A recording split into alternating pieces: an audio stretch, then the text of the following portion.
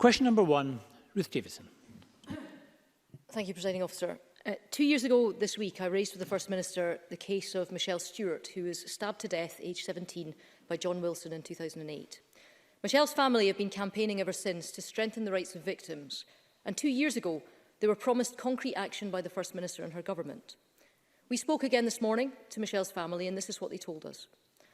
Hamza Yusuf seems to think he's done a lot. There's certainly been a lot of talking, but there's been very little action. It's now been 2 years since we met him about this, and when he promised to take action, and it's time he delivered on that. I know that the Justice Secretary is now meeting again with Michelle's family next week. 2 years on, will they finally be getting the action they need? First Minister. A number of different steps have been taken, and I'm aware that Ruth Davidson and members across the Chamber know what they are. Of course, Parliament has been involved in some of those. Of course, we want to continue to listen to the victims of crime and reflect on other steps that can be taken. We must always seek to make sure not just that the voice of victims of crime is heard, but their experiences help to inform further reforms in the justice system. Of course, in any justice system, the rights of the accused are important. Everybody recognises that, but we must make sure that we have a system that reflects the needs and experiences of those who are the victims of crime, and where changes are required. The Government has not and will not shy away from making those. I'm very happy to circulate not just to Ruth Davidson but to the Chamber later on today, just to remind people a summary of the changes that have been made, and of course if there are further actions that the Government intends to take after further discussions, we will update the Parliament accordingly. Ruth Davidson. Thank you. The fact is that the action that was promised 2 years ago and the reality, despite what the First Minister claims, is pretty different, and little has been done to address the concerns of Michelle's family or the victims of so many crimes. But we can look at some of the issues that have been introduced. If we take, for example, the Victim Notification Scheme, which is intended to give victims information on those who offended against them. And that's important information, such as if the offender is eligible for temporary release, if they abscond from prison, if they return to prison for any reason connected to the victim's case, and crucially, when they're due back out on the street after release.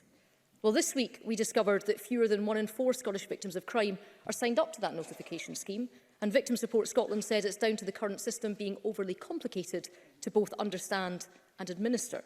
So will the First Minister give a commitment today to overhaul that notification scheme so that Scottish victims of crime can finally get the information that they deserve? First Minister. I will, of course, with the Justice Secretary, consider whether there are further changes required to that. We want to make any scheme like this as accessible to people who can benefit from using it as possible. And of course, we want to make any bureaucracy around that as simple as possible, and in fact remove it as much as we can. I think it is important to stress, though, that all victims of crime who are eligible for the Victim Notification Scheme are able to make an informed decision about whether or not they wish to sign up to that. The fact of the matter is, while many do, and we have to make sure that the system works for them, I absolutely recognise that. The fact is, not all victims want to be informed of a prisoner's release, because for some victims they find that that is re-traumatising for them. So it is really important, and it is right, that victims have the ability to decide voluntarily whether or not to opt into this scheme before they receive any information. And through the Victims Task Force and, of course, regular meetings with victims' organisations, we are striving to provide services to victims that are trauma-informed, and that includes the Victim Notification Scheme. And, of course, we will continue to work with organisations representing victims and indeed others to consider whether further improvements to that scheme can and should be made. Ruth Davidson. Well, the organisations that do represent victims have been pretty clear. Kate Wallens, the Chief Executive of Victim Support Scotland, says the current system is complicated to understand and administer. Often people are asked about joining it at an unsuitable time when they are most traumatised, and this is often not revisited. But let's look at another area where victims were promised action, but where it's failed up to live to expectations, and that's the Victim Surcharge Fund. The surcharge was introduced as an extra financial penalty on all criminals who are sentenced to pay a court fine. The money raised is supposed to go to a separate fund intended to help support victims. But a third of the money supposed to be paid in simply isn't being collected. So why are so many criminals being allowed to skip paying their dues while the victims continue to suffer? First Minister. Well, in terms of the victim surcharge, that was introduced in November 2019. Anyone committing a crime that results in a court fine is now charged an additional penalty, the victim surcharge. The money is banked in the Victim Surcharge Fund, and it will be used to provide direct support to victims and families. And I can tell the Chamber that the aim is to open the Victim Surcharge Fund for bids from victims' organisations by the end of this year. The impact on court business, of course, of COVID has in some ways delayed and may continue to delay this, but that intention and aim is still there.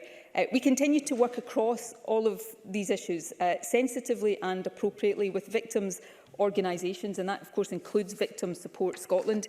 The Victim Support Scotland Support for Families Bereaved by Crime Service launched in April 2018, for example, and we've consulted on expanding the range of serious crimes where, for example, victims can make statements to the court. So across a whole range of these issues, action has been taken, changes have been made, but of course, as any government I think should do, we will continue to listen to where further action can be taken and needs to be taken, and the voice of victims of crime will very much be at the heart of that. Ruth Davidson. I don't doubt the First Minister's intentions, but good intentions aren't enough. The record of her government simply doesn't match up to the rhetoric when it comes to the strengthening of the rights of victims of crime. The family of Michelle Stewart, as with so many other victims, feel desperately let down by this government, and families consistently say that they want three things: to be heard during the process, to receive information about the offender, and practical support. And as we've heard today from the experiences of Michelle's family and so many others, this government is falling short in all three of these areas. So 2 years ago, the First Minister promised concrete action that would tip the scales back in victims' favour. When are we finally going to see it? First Minister. I think, to be frank, I've already gone through a range of issues today where change has happened, and it is to the great credit of victims of crime who make the case for those changes, when of course the trauma of crime itself is very significant, and we will continue to listen to that. It is always going to be the case, and I say this frankly and openly, that for victims of crime, and I think if I was the victim of a serious crime, I would feel exactly the same. You will always want more to be done, and I think it is important to listen to that. But any government has an often very difficult balance to strike between the rights of victims and the voice of victims, but also the essential rights within a criminal justice system of an accused person to ensure a fair trial and a fair process of justice. These are often not easy issues, but ones that we take extremely seriously. So whether it is about the victim notification scheme, the victim surcharge, the work that we have done with victims' organisations to ensure that the voice of victims is heard, that victims feel that they have the information should they want it. And I go back to a point I made earlier, not all victims of crime will want all of this information, but where they do, they have that. And of course, while this is no comfort to anyone who has experienced serious crime, and I wouldn't want anybody to think that I was making this point in order to suggest that it was. But of course we do see, because of a range of things that the government has done, not least to support police numbers across the country, we do see crime levels generally, although they will fluctuate obviously from time to time, but generally levels of crime lower now than they were some time ago. So we continue to take these issues seriously. We will continue to listen to victims, as has already been alluded to today. The Justice Secretary will meet with Michelle Stewart's family to listen to further views there, and we will continue to act in a way that tries to strike that difficult but important balance that I have already spoken about. Thank you very much. Question number 2, Richard Leonard. Presiding Officer, First Minister, I've been asked by workers in residential children's units in Glasgow to raise with you their real concerns. They've been told to self-isolate at home because they have had close contact with a young resident who has tested positive for COVID-19. But they are also being instructed to continue to go to work. These staff have been sent letters saying that although they and their own family households must self-isolate for 14 days, their place of work is being considered, and I quote, as a second household setting by Greater Glasgow and Clyde Health Board, and that they are part of the, I quote again, children's unit bubble. This is not safe, And in fact, it is a direct contravention of the guidance set out by Health Protection Scotland. These frontline workers are anxious. They are concerned that they may spread the virus to the people they care for at home and at work. So, First Minister, what can you do to ensure that these residential childcare units in Glasgow allow staff to properly self-isolate when necessary and stick to the guidance of Health Protection Scotland? First Minister. I will personally look into this as soon as I get out of the chamber. I'm not familiar with the terms of the letter. I'm very clear about the guidance, and of course the guidance in Greater Glasgow and Clyde, with the exception of Inverclyde right now, is more strict in terms of isolation of household contacts than it is elsewhere in the country. Of course, residential services, there will be some circumstances where a different situation applies because of the nature of those services, but I wouldn't want to, without having seen the letter that Richard Leonard refers to myself, to say now whether I think that is appropriate or not appropriate. What is absolutely clear to me is that all necessary precautions must be taken to limit the spread of the virus, and of course workers, and that absolutely includes workers in residential children's services, must feel safe and supported in their workplace. So if Richard Leonard wants to pass the contacts of the people who have contacted him or get them to contact me directly, I'll make sure that I personally look into this as a matter of urgency this afternoon. Richard Leonard. Thank you, and thanks for that answer. And I certainly will pass that information over, because there is a real concern that the trade union involved has not been involved in drawing up any of this guidance, that the staff do not have access to appropriate PPE at all times, and that they do not have regular and routine access to testing. And let me turn to testing. Since the start of the pandemic, the Scottish Government's testing programme has been hampered with delays and difficulties.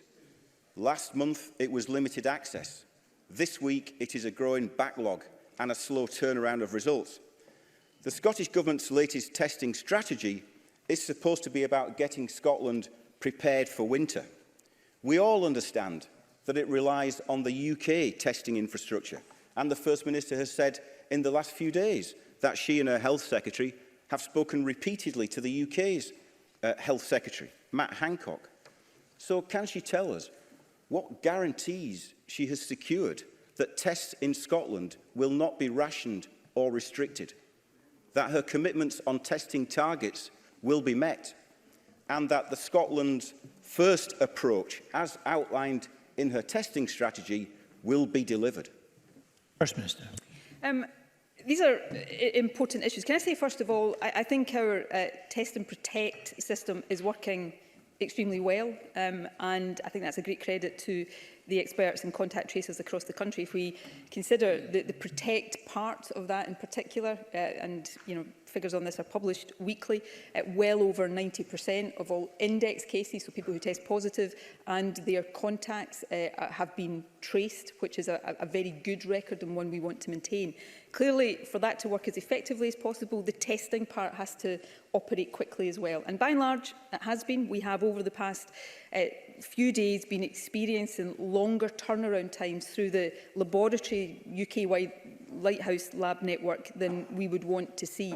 I've spoken personally to Matt Hancock and Dido Harding, who heads up the UK testing system. The Health Secretary spoke to Matt Hancock last night. We have received assurances that the access to testing, which has not been an issue in Scotland in the last few days, the way it has been in England, so people booking a test have not been unable to do that. This is a laboratory processing issue in Scotland, but we have received assurances that Scotland's access to testing through mobile testing units or regional testing centres would not be constrained to try to deal with any of this. And secondly, that Scotland's fair share of the laboratory processing capacity will also be secured. We monitor this carefully. I personally monitor this several times a day. We have seen over the last couple of days an improvement, a reduction in the backlog, and now, of course, we want to make sure that going forward those turnaround times improve as well. This is a UK-wide networked system, and we therefore need to work with the UK Government to resolve these constraints. Of course, we have a second strand of testing capacity, which is through the National Health Service. So most of the routine NHS testing is done through the NHS. We're considering whether, as part of what we can do to help solve the UK-wide issues, we move the routine regular care home testing into the NHS as well. So we are working hard to try to resolve these issues. I think we have seen signs of improvement, but I think overall it's important to say that our system is working well, and what we are focused on doing is making sure it is resilient and capable of continuing to work well as we go into what is going to be a difficult winter period. And I think it's important for all of us to continue to stress to people that if they have symptoms of COVID, they should be accessing a test and self-isolating as well. Richard Leonard.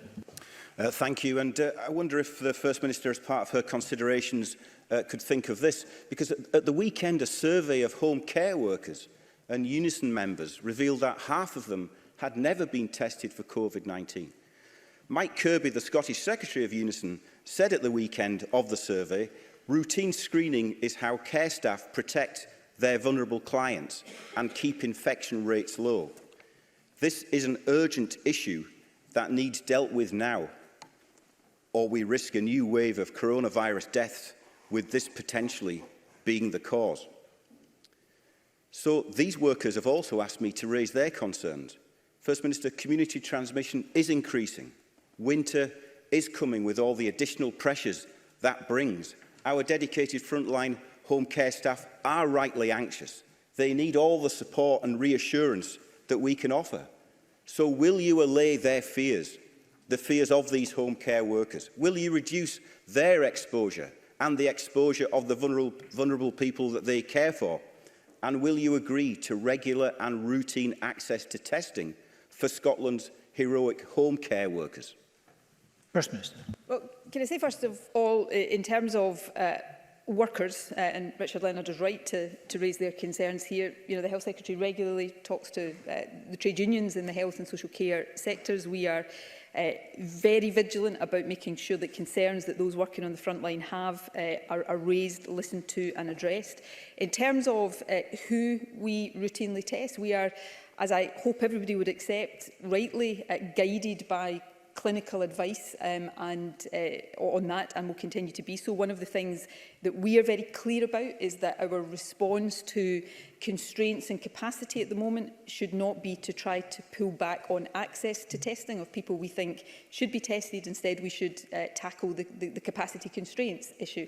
So we want to continue to look at how we expand the people that are, if clinical expertise says that it is appropriate, are tested, and home care workers are certainly one of those groups. You know, every week just now more than 30,000 care home staff are routinely tested, and that's an important part of the protection for care homes. These things are under ongoing and regular review, and it is important that we do take clinical expert advice, but it's also important that we apply our judgment to that, and that's what we'll continue to do.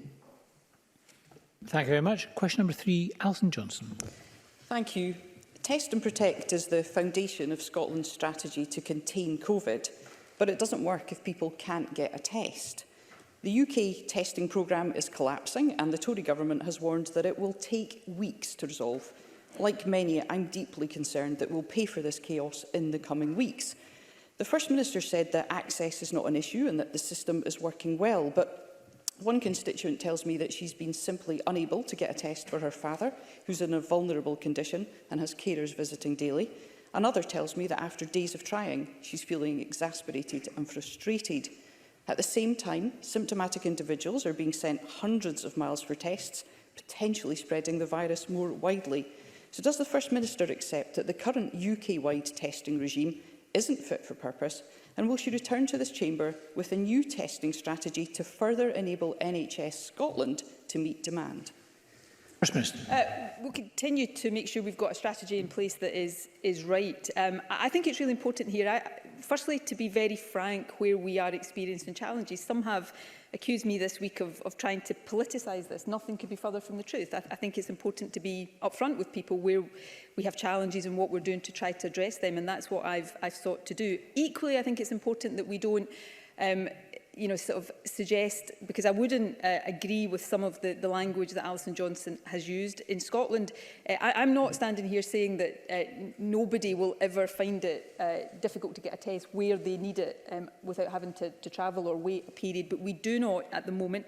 When schools went back a few weeks ago, we had a surge in demand for testing, which did for a few days lead to some difficulties in people accessing tests. That is not what we are seeing in Scotland right now, although I'm not complacent about that, because demand will be variable depending on the overall prevalence of the virus. But I don't think it is right to say that the system in Scotland is not working. We have a capacity constraint in the UK part of the laboratory system that we are working to address, and we are seeing improvements in that, but we have to see those improvements sustained. We will continue to consider, there are, I won't go into all of the detail, but from things like access to contracts for the testing kits and everything, it makes sense to have the four nations cooperating in that in order to maximise access to testing at scale. But we also have a system of NHS laboratories that we route as much as makes sense through, and we'll continue to look at the balance between those two things. But I don't want anybody watching this in Scotland to get anything other than the impression that if they have symptoms, they should with confidence book a test, because that is really important, and we will continue to work hard to make sure that any issues we are experiencing are resolved, and that will be not just working with the UK Government, that is important, but also looking at our own resources to make sure that we are bringing them fully to bear on resolving any issues. Alison Johnson. Thank you. I agree it's absolutely essential that we continue to work with the UK Government, but in the evident absence of an effective Four Nations approach, it's important that the Scottish Government takes all action to augment and improve the situation, because it's really vital that the public have complete confidence in the system, and public buy-in is key to suppressing the virus. That's why there was shock across the UK earlier this week when it emerged that the Tory government had convened an emergency meeting of senior cabinet ministers to exempt hunting and shooting from coronavirus restrictions. For months now, people across the country have made great personal sacrifices to play their part in reducing the spread of this virus. So does the First Minister believe it's fair that at a time when children can't play with all their friends and when families can't visit loved ones in care homes, that shooting parties are permitted to load up their shotguns and head to the hills? First Minister. Well, let me be very clear. I've had no meetings in the past week or 2 weeks or any part of COVID to discuss shooting exemptions. There is no specific exemption under the Scottish regulations for shooting.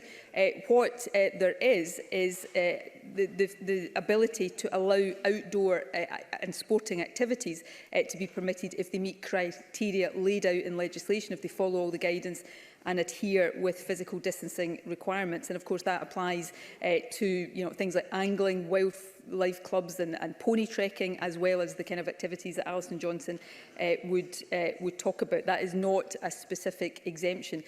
We continue to consider very carefully the balance of this, because I acutely recognise that there are always unintended consequences in the kind of regulations that we're having to put in place right now.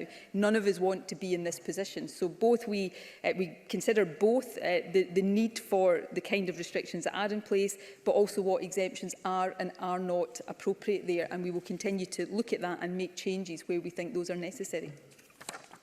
Thank you. Question number 4, Willie Rennie.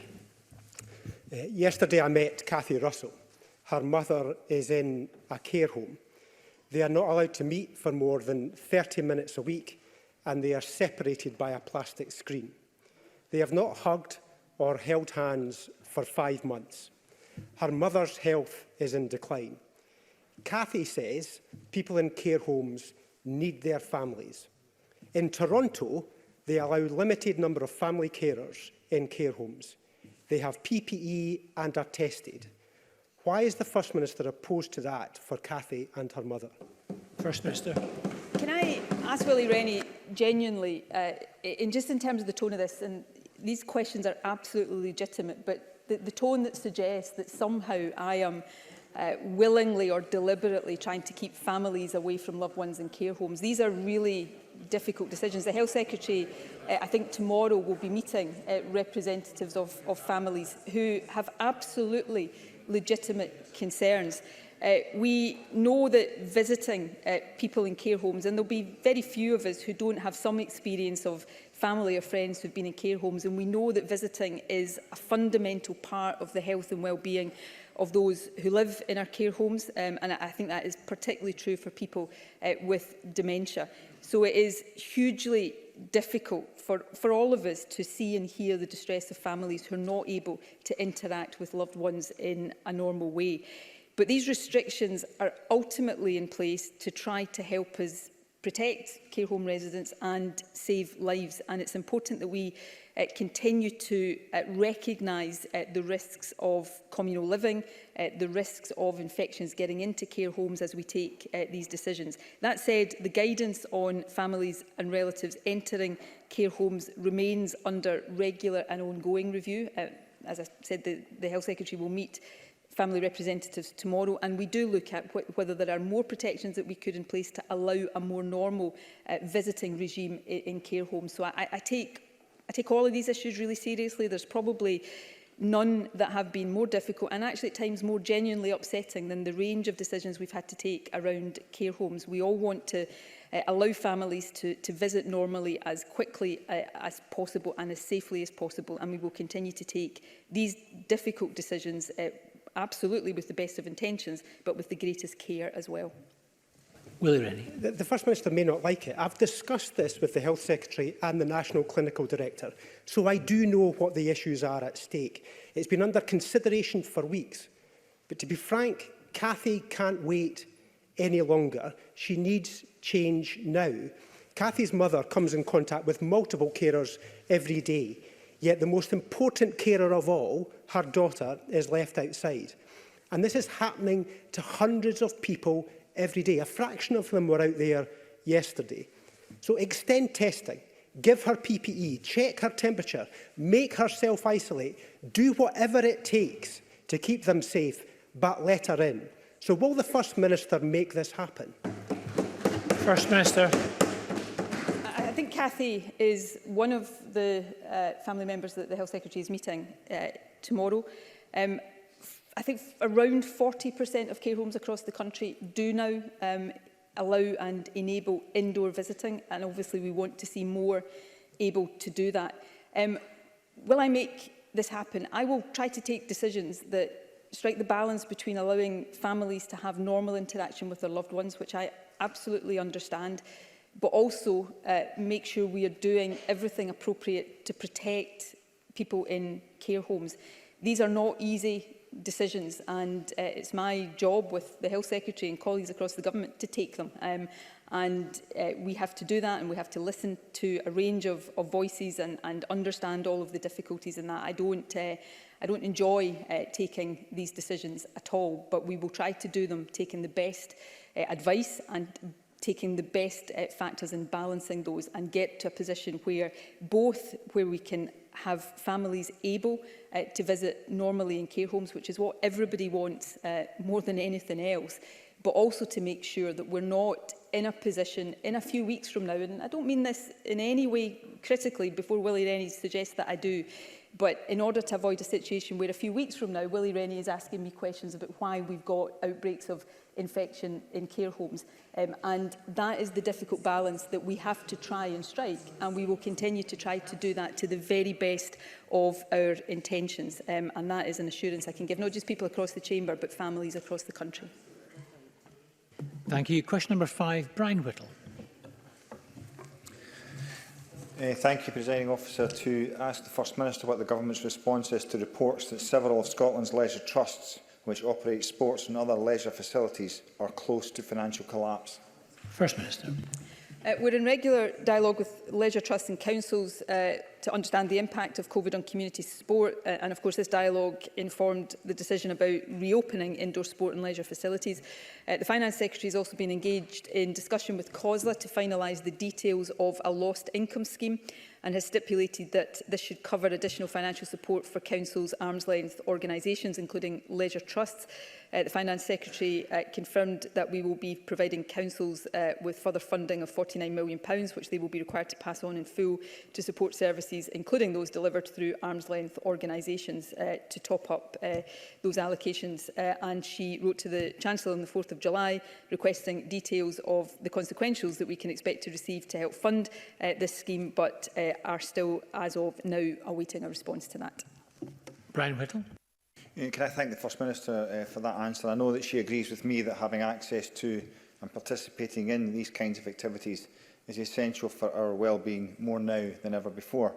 However, Leisure Trust do report that 70% of their annual revenue generated is from paying customers, and the current pandemic is having an increasingly serious implications to their ability to sustain their offer. And have said to me that the Scottish Government and COSLA seem to be looking at each other to solve this issue. So, First Minister, we can't afford to risk losing these vital public services. So can I ask that the Scottish Government get together again with COSLA to work out a sustainable solution? And what further support can the Scottish Government offer this crucial sector? First Minister.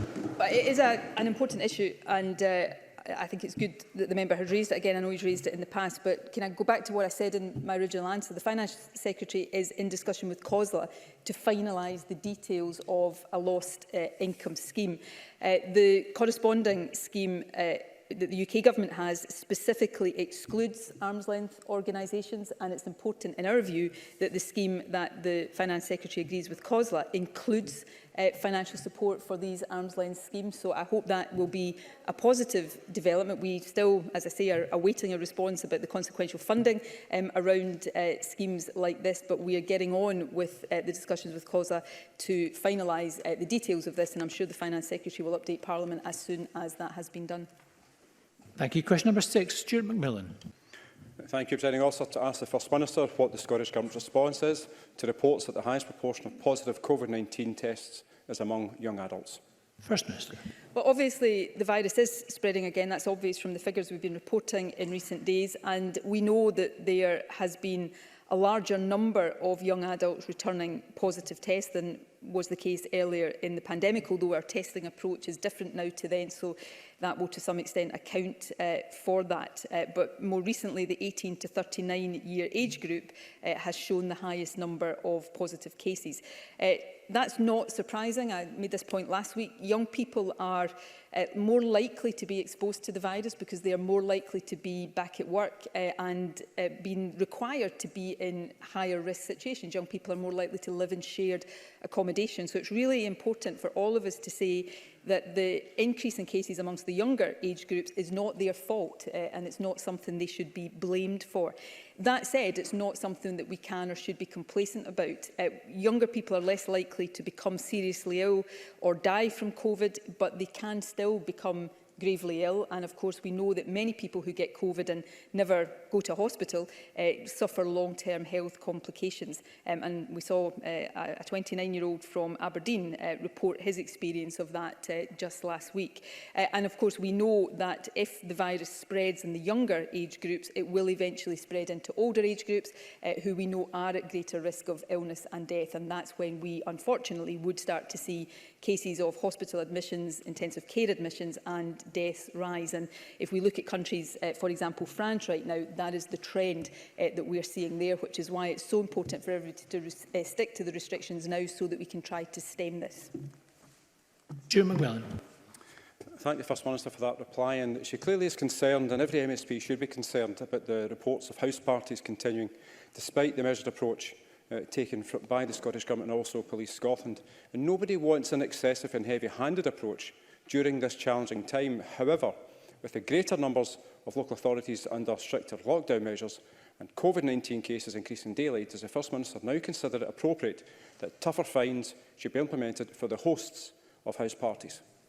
First Minister. I think this is a legitimate issue. It's the same issue Christine Graham raised last week, because I hear her reminded me of that behind me. And these are important issues, and we continue to keep all of this under review. I think it's also important that we don't just think where there are really egregious breaches of the regulations, we don't just think of fixed penalty fines, but also the police are able to take more serious prosecution action as well. I think the vast majority of people are abiding by the restrictions, and I think even where some are not, that will not be deliberately. It may be through a lack of understanding, and that's why it's so important that we continue to try to explain exactly what we're asking people to do and why. But of course, where people are just flagrantly breaching the rules, that should be treated seriously. House parties right now, I understand that young people want to socialise and see friends. Of course they do. There's nothing more natural than that. But house parties right now are a danger. They're a danger to people's health, and frankly, they're a danger to life. And Police Scotland responded to 405 house parties across the country last weekend. So that both demonstrates that we still have to get this message across to people, but also that police are taking appropriate action. Any breaches of the regulations may be subject to enforcement action, including fixed penalty notices that can double for repeat offences up to £960. Where prosecution is deemed appropriate, the Sheriff Court can impose a fine of up to £5,000, and higher fines can be imposed dependent on the charge libelled. But we will continue to keep the level of fines and the enforcement action under review. Thank you. Question number 7, Monica Lennon. Thank you, Presiding Officer. To ask the First Minister what urgent action the Scottish Government is taking to restore and support contact between family carers and older and disabled people living in care homes, which is considered essential to their mental, emotional and physical well-being. First Minister. Well, obviously, I've already given some answers to this question in response to Willie Rennie, but I know, and I hope nobody doubts this, but I want to just make it clear that I understand how difficult this time is for people who have loved ones in care homes.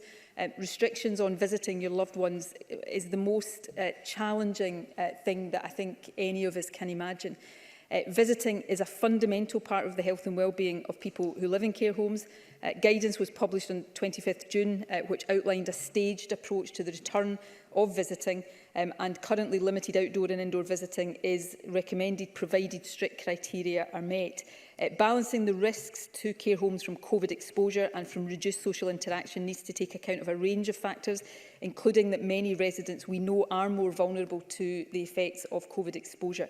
And that, of course, becomes an ever more important and challenging consideration when community prevalence is on the rise as it is now.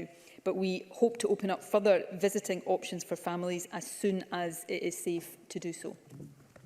Monica Lennon. I thank the First Minister for her response, and I am pleased that the Health Secretary will meet with Cathy Russell and engage with the Care Home Relatives Scotland group. What I would say to both Willie Rennie and the First Minister is that this is not just about the timetabling of visits. It's about recognising and reinstating family caregivers as equal partners in their loved ones' care. We all want to eliminate the virus, but we also need to address the psychological and physical harms of separating care home residents from their families. Experts and campaigners call it a hidden catastrophe.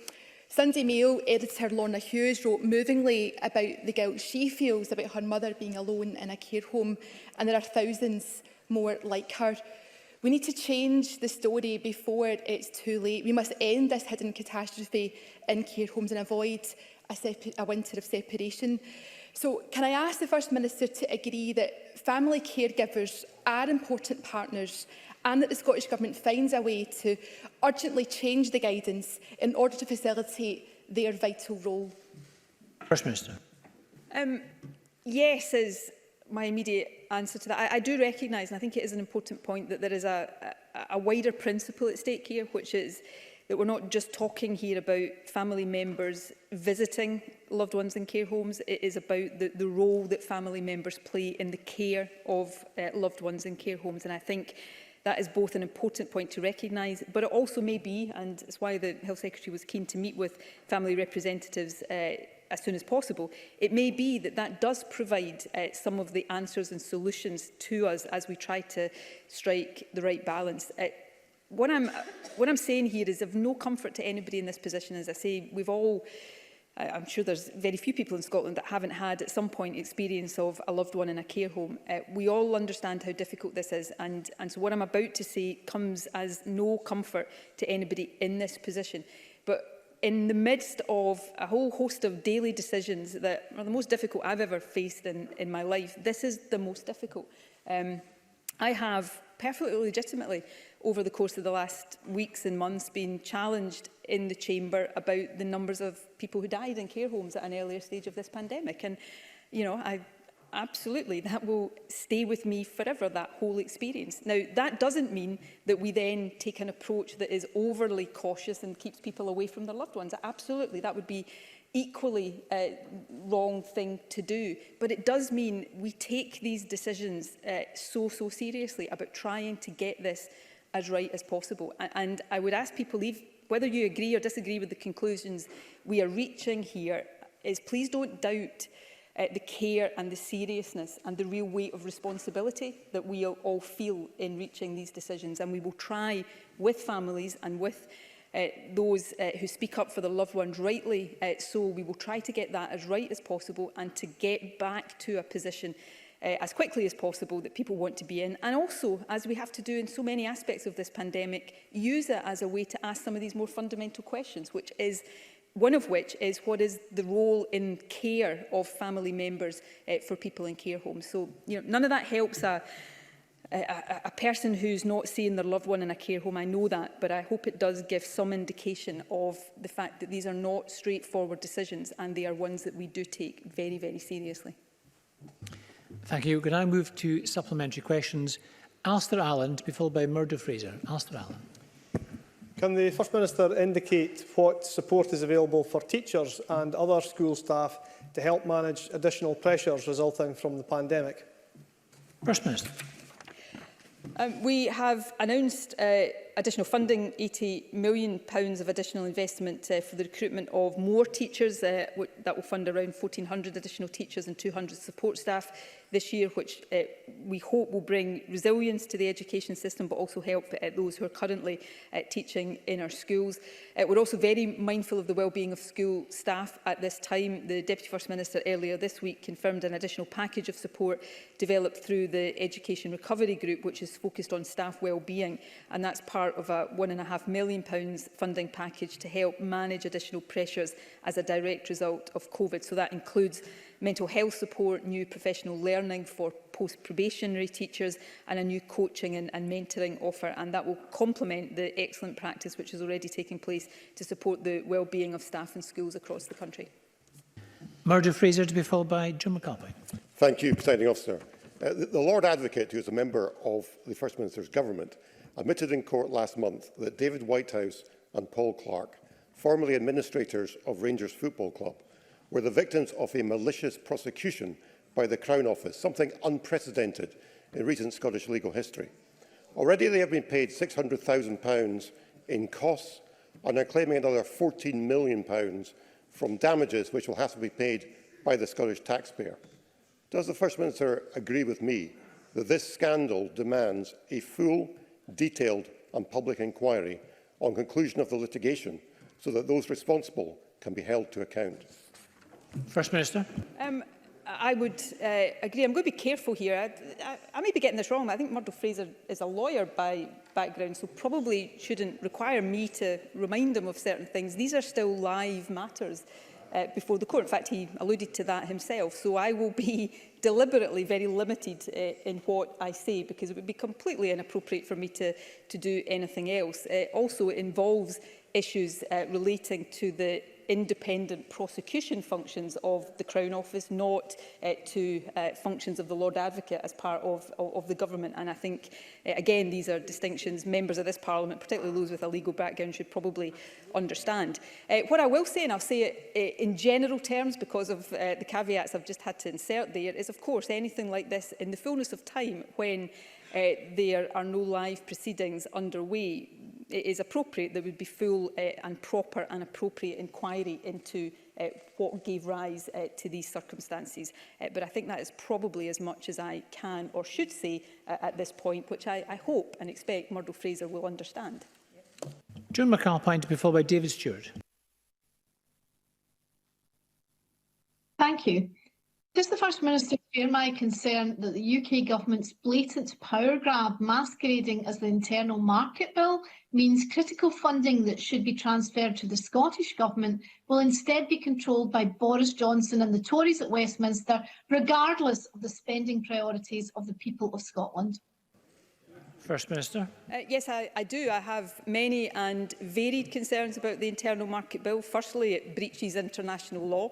Something that the Advocate General for Scotland clearly couldn't stomach and resigned his post. Unfortunately, the Scottish Conservatives seem to just roll over and accept anything that Boris Johnson decides to do. Secondly, it is a power grab on the powers of this Parliament. And yes, it gives the UK Government the ability to override or undermine the spending priorities of a democratically elected Scottish Government supported by a democratically elected Scottish Parliament. The Internal Market Bill is a full frontal, no holds barred assault on devolution. And for those who might say, well, the leader of the SNP, she would say that, they should listen to the union supporting First Minister of Wales, who has exactly the same opinion of the Internal Market Bill.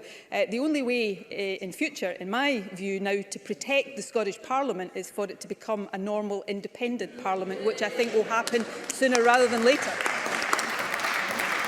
David Stewart to be followed by Bruce Crawford. David Stewart. Thank you, Presiding Officer. The First Minister will be well aware that thousands of businesses are struggling across Scotland with the economic effects of coronavirus.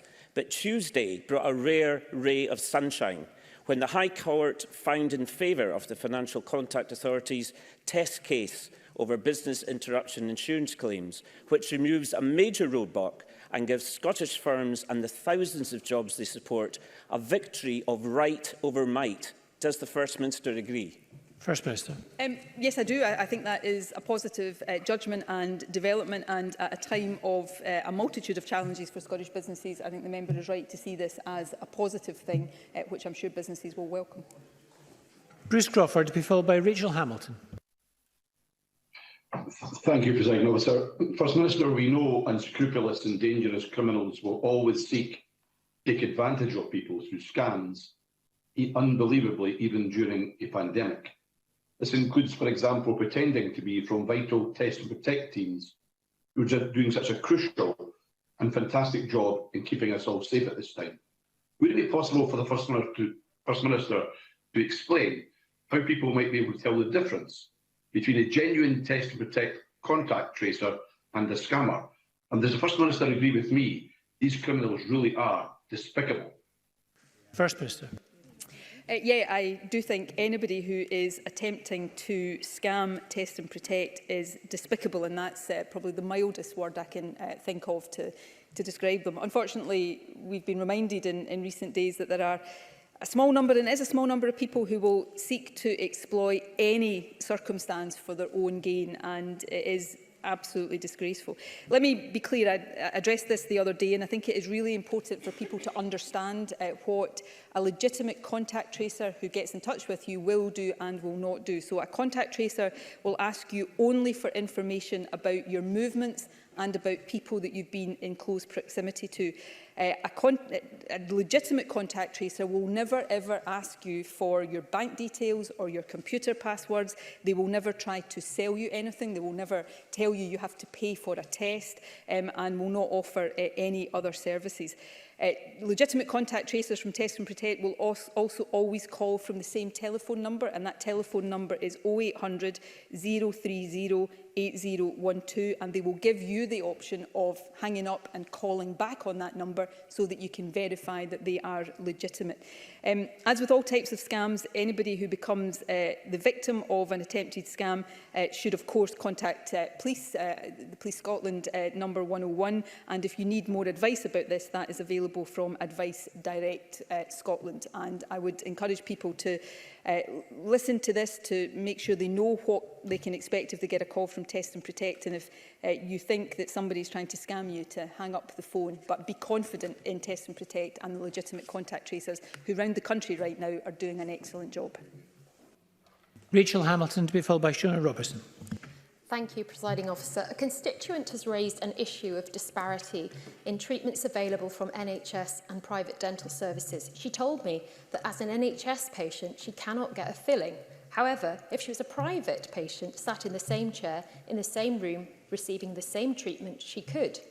The Chief Dental Officer noted that from August the 17th, all dentists, both NHS and private, are able to provide a limited range of aerosol-generating procedures. However, it seems there is no requirement for NHS dental contractors to provide the same service. First Minister, can you explain why private dental patients can be seen quickly, yet NHS services are not resuming, leaving constituents frustrated and in pain? First Minister. Not only can I try to explain it, because it is a legitimate issue, I think I did so last week in response to the exact same question from one of the member's colleagues, but I'm more than happy to do it again because I understand the concerns that are raised. We have guidance in place and the Chief Dental Officer has understandably and as people would expect, spent a lot of time making sure this guidance is right so that it allows for the safe provision of dental treatment and that now allows a limited aerosol generating set of procedures, but there are still restrictions in what can and can't be done. There is also, though, to supplement that and has been right throughout the pandemic, a network of urgent dental care centres across the country for people who need urgent dental care.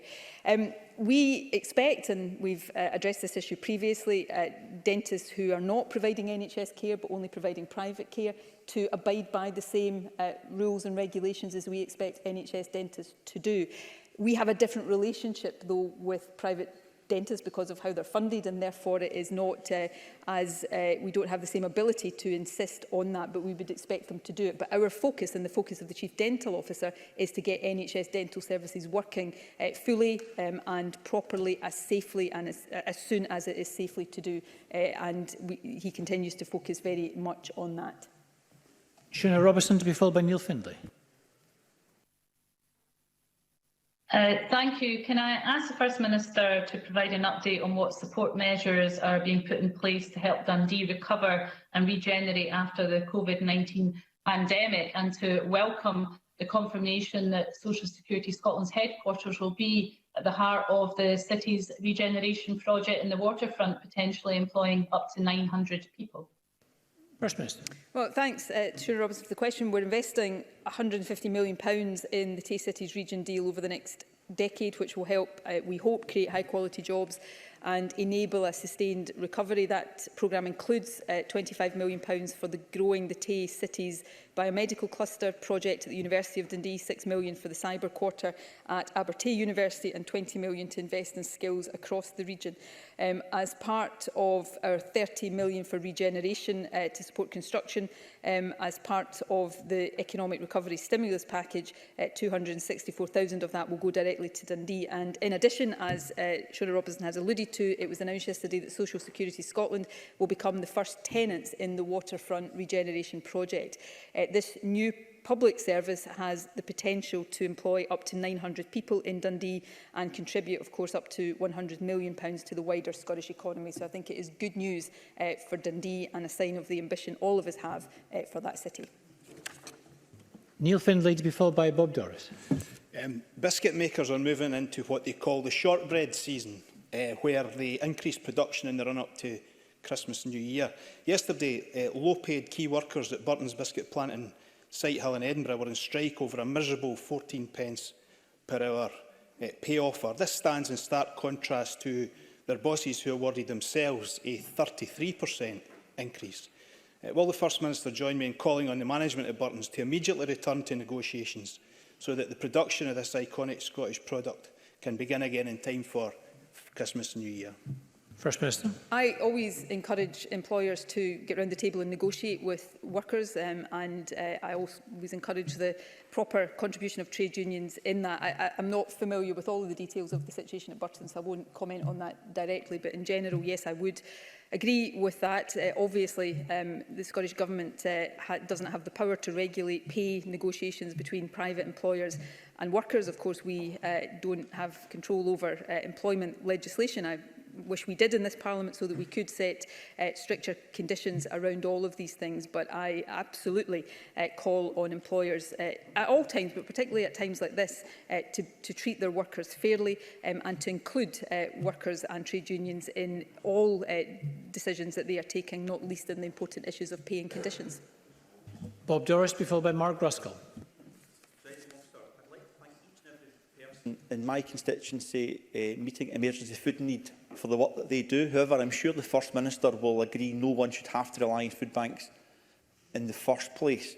Can I therefore ask the First Minister for her response to the report from the Trussell Trust, which alarmingly forecasts a 61% increase in food parcels in the coming months? First Minister. That deeply concerns me, as I know it will concern everybody. The Scottish Government has invested throughout this pandemic significant amounts of money in helping to tackle food insecurity, and we will continue to take that very seriously. That includes, it's not limited to, but includes the money for school meals to carry on throughout the school holidays. We've also increased the welfare fund and will continue to do everything we can to support organisations involved in providing food to those who need it. Obviously, we're also seeking to address poverty at source, which is why the new Scottish Child Payment will be so important, and work is underway to have applications for that open later this year and payments made early next year.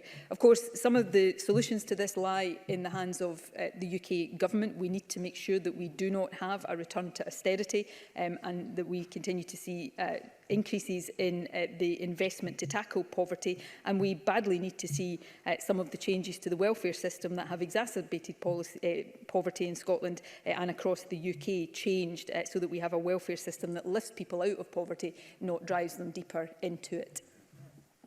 Thank you. Mark Ruskell, to be followed by Liam MacArthur.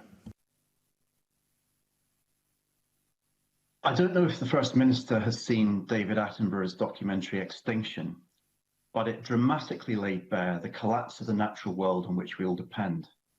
So can I ask, when will the government pay farmers to recover nature rather than degrading it? When will government stop the dredging of our nature-rich seabeds? And when will government end the destruction of wildlife for driven grouse shooting? First Minister. I'll ask the Environment Secretary to write to the member with updates on all of these specific issues, but we take the health of our natural environment very, very seriously. We discussed this week at Cabinet. The Environment Secretary is reminding me the challenge we have in meeting our climate change ambitions and the work that we are doing to take that forward. And we continue, notwithstanding COVID, to give that great priority. And of course, peatland restoration, forestry planting, all of these things are incredibly important to us as we seek to meet those targets. So the Environment Secretary will give a more detailed update, but I can assure the member that these issues have the utmost priority within the work of the Scottish Government. Liam MacArthur, to be followed by John Mason. Thank you, Presiding Officer. The Scottish Childminding Association has described the Scottish Government's offer to childminders as, quote, completely out of step with what's been given to other parts of the sector. In Orkney, 26 childminders have been excluded from the Transitional Support Fund, a picture that is repeated across the country. After I shared the latest response from the Children's Minister, Marie Todd, one local childminder contacted me last week to say that she felt undervalued and defeated. She said the Minister was, quote, deflecting the question by making it about our income when it's about development of our practice. Given the priority the First Minister says she places on expanding childcare, why does our government not appear to value the role played by childminders in delivering this vital service? And will she now agree to give them access to the support they deserve? First Minister. Well, I and the Government do highly value childminders, and from the outset of the expansion of early years education and childcare, we have made very clear that childminders are a crucial part of that. Through the pandemic, there has been support made available to childminders, rightly so, both transitional funding to make sure that we are supporting them longer term. I will look at the correspondence Liam MacArthur refers to, and if there are further issues we need to address, we will of course consider doing that. John Mason, to be followed by Jamie Green. Thank you very much. I wonder if the First Minister would agree that with the number of coronavirus cases increasing, it does create a real worry for the economy and jobs, and makes it all the more important that the furlough scheme should be extended by the UK Government. Does she feel it would be helpful if all MSPs across the parties were to back this call? First Minister.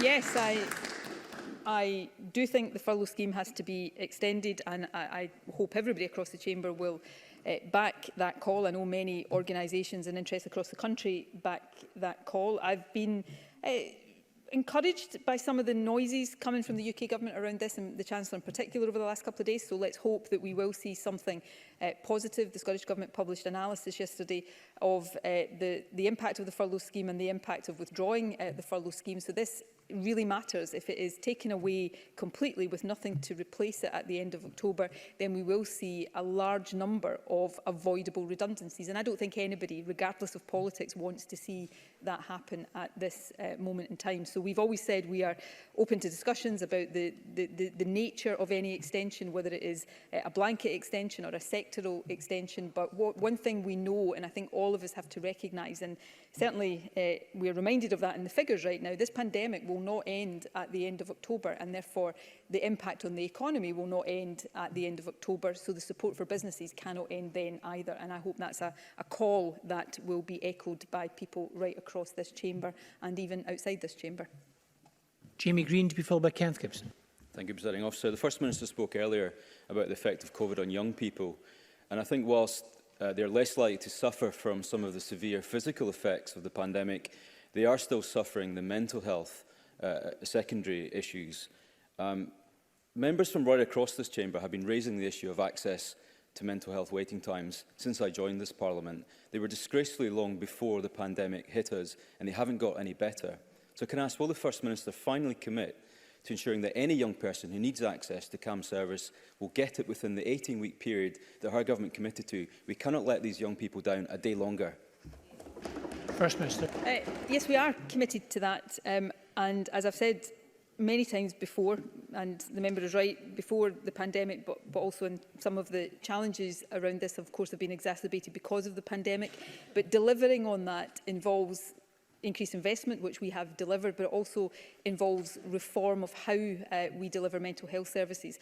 Part of the challenge on CAMS is that there hasn't been enough in the way of preventative early intervention services, so people end up referred into specialist services when, if they had help earlier, wouldn't be required, and that extends waiting times for those services. That's why we are putting more counsellors into schools. It's why we have the commitment to the wellbeing service for young people to give that early intervention and preventative focus. So this work is really important. One of the complications of the pandemic has been the difficulty in having face-to-face consultations, not just for CAMS, but generally within the health service.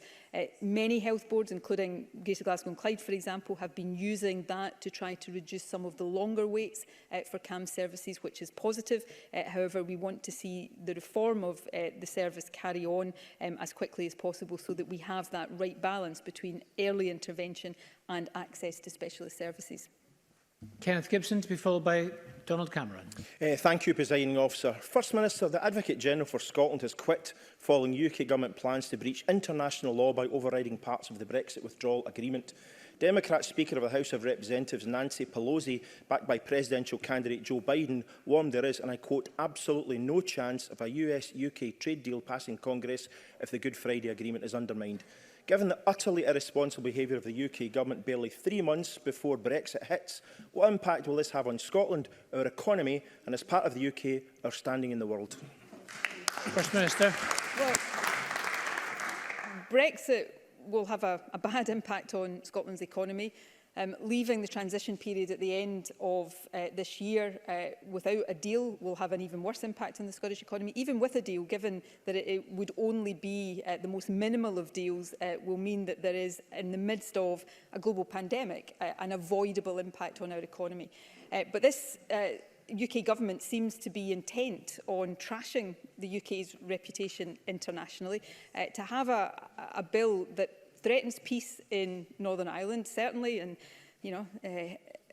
my views on this makes it, I think, even more likely that Scotland will become an independent country, but egregiously breaches international law, I think says everything that needs to be said about this UK government. And I think even people on their own side, still with the exception of the Scottish Tories, who seem to have the highest tolerance of all of these dreadful things that the UK government does of anybody, but many people, even on their own side, are seeing how unacceptable all of this is. And many, many eyes in Scotland are being open to the fact that we'd be much better off in charge of our own destiny rather than being governed by a UK government of this nature in particular. Cameron. Night saw the third major landslide at the A83 Reasonably Thankful Pass this year, causing yet more woe for residents and businesses in Argyll and the West Highlands. The Transport Secretary has spoken about holding a consultation in December on a new permanent route, with a final proposal to be announced in March next year. For the sake of the many communities affected, will the First Minister give a cast-iron guarantee that this will happen? First Minister. Well, this is a situation that obviously causes inconvenience and distress to people who rely on that transport link. Before the latest landslip, of course, I can't remember if it was last week or the week before, I addressed this at First Minister's questions. There is a commitment to find a long-term fundamental solution to this, and there are now a number of options that are being considered on a cross-party basis, and I think that is right and proper. But the government is absolutely committed to making sure that we have not just temporary stopgap solutions, but that there is a sustainable long-term one found, because I think the residents who rely on this deserve exactly that. Thank you very much. That concludes First Minister's questions. I've just urged members, as they're leaving, to observe social distancing rules. I'm going to suspend Parliament. We'll resume at 2:30 with questions to the corporate body. Parliament is suspended.